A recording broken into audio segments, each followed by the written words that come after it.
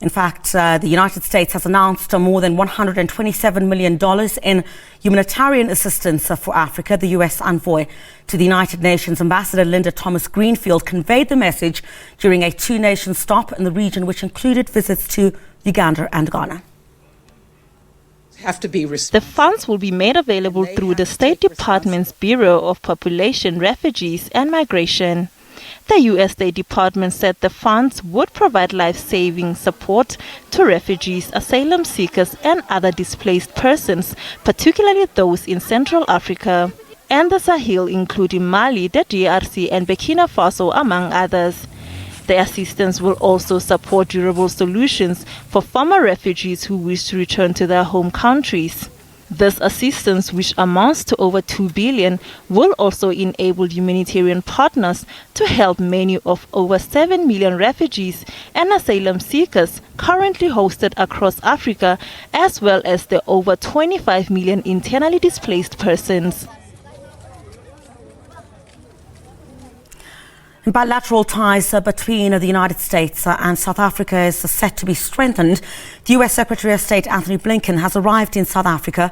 Washington, D.C. seeks to reset its engagement with the continent. Blinken's visit comes just after the Russian Foreign Affairs Minister Sergei Lavrov visited the continent. SABC News international news editor SOPHIE MOKOENA joins us now on the significance of this.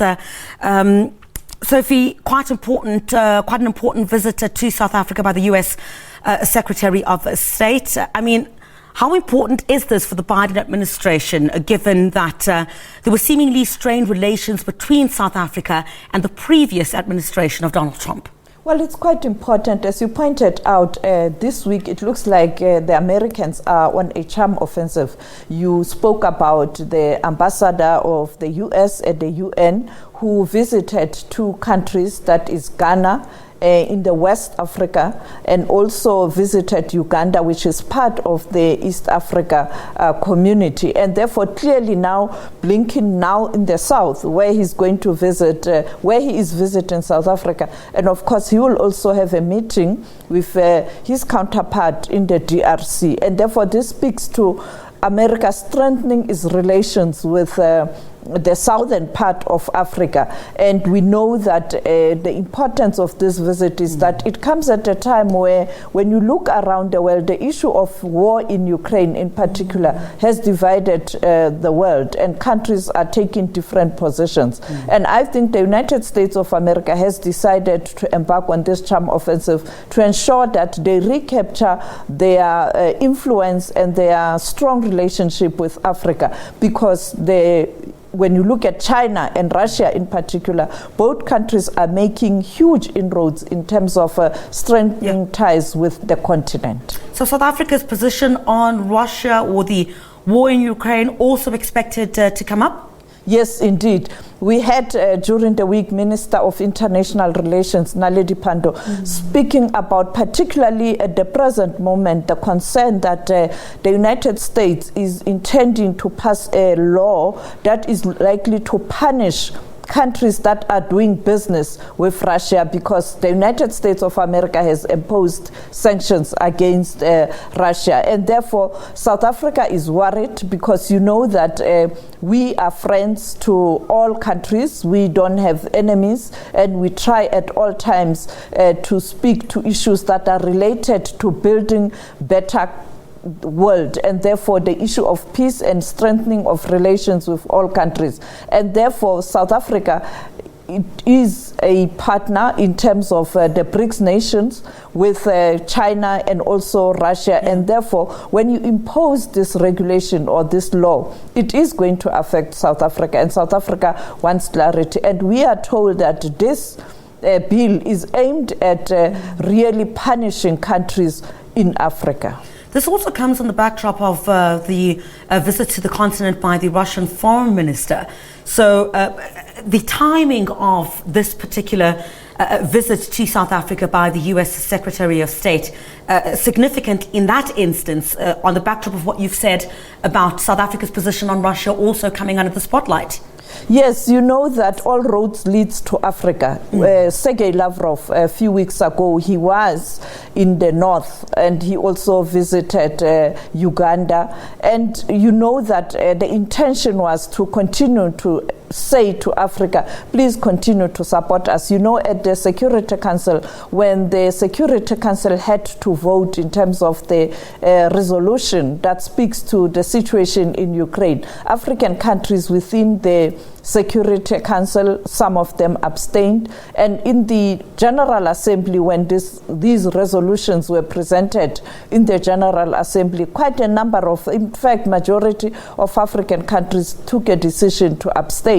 Very few supported those resolutions that were harsh on Russia. And therefore, Russia was on the continent to ensure that that support that they received, it is strengthened. And therefore, now the U.S. is saying, we are here, we are a superpower, and therefore we cannot allow the sub-Sahara or the African continent not to be our friends. I mean, even in terms of trade, So Africa is the largest trading partner of the United States of America, and therefore it is important for the U.S. to continue to strengthen the trade relations as well. And the issues of security, of course, you know that on the continent we have pockets of conflicts, and the United States of America is part of the peacekeeping missions and also giving support to the processes of ensuring that those countries that are experiencing instability do have relative peace. And as you pointed out, the ambassador at the UN making that announcement, $127 million US, looking particularly at the Sahel region. Yeah, we'll talk about the Ivory Coast in just a moment, but Blinken expected in Soweto this afternoon, I understand. This is ahead of a lecture tomorrow, I understand, on US-Africa relations. Yes, today he will visit Soweto. You know, many diplomats, when they visit South Africa, they do visit Soweto. And this comes at a time where many people believe that the current administration does understand the history background in terms of the political transition of this country. And therefore, he will visit Soweto. And then, of course, later today, he will engage with us media. And, of course, tomorrow morning, the big one, the meeting with the Minister of International Relations at the headquarters of the International Relations. And then also in the afternoon at University of Pretoria, where he will deliver this lecture. And I think where he's going to zoom in what is up to America's mind in terms of the relations with Africa. Perhaps we'll get more clarity, even responding to this current thorny issue where you are punishing Russia and by extension punishing those who are friends with Russia. And of course, the African continent finds itself in the middle of this storm. Let's turn our attention to something else. The Ivory Coast peace process underway? Yes, the Ivory Coast peace process. You'd recall that when President Ouattara was in South Africa, I did ask him about his relationship with the former president, Laurent Gbagbo, and he pointed out that he has reached out to all former presidents of that country because he wants to build a better Ivory Coast at peace. And we are told yesterday he made an announcement that he has pardoned Gbagbo. You know that we are sentenced to 18 years imprisonment in that country due to the allegations of fueling violence before he left Ivory Coast to The Hague. And also he will have access to all his bank accounts. And therefore it looks like indeed Alassane Ouattara is really delivering in terms of what he said to us here when he was in Pretoria. A big story that you're also watching this week, the elections in Kenya. We see the candidates basically saying that they're going to accept whatever the results are. Our international correspondent, Sarah Kimani, has been filing quite a number of packages for us on that. That's certainly a story we're going to watch as well this week. Very important story. Yeah. Kenya is the largest economy in East Africa, and it is also our largest trading partner in East Africa as South Africa, and therefore the relations are sound.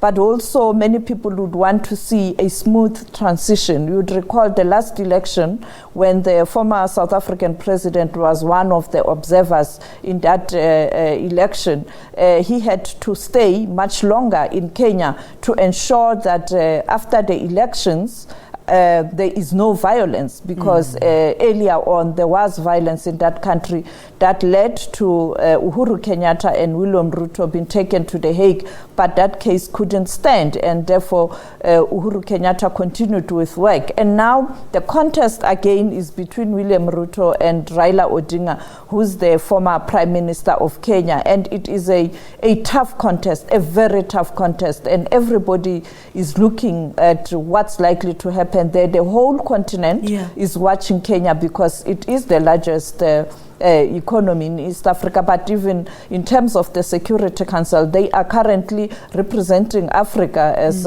non-permanent members of the Security Council. When you look at the conflict in areas such as the Horn of Africa, in the East Africa and the Great Lakes region, Kenya is playing a very, very important role, and therefore Kenya elections are very, very, very important. Certainly going to be a very busy week for your division. Thank you very much indeed, SOPHIE MOKOENA, international editor here at the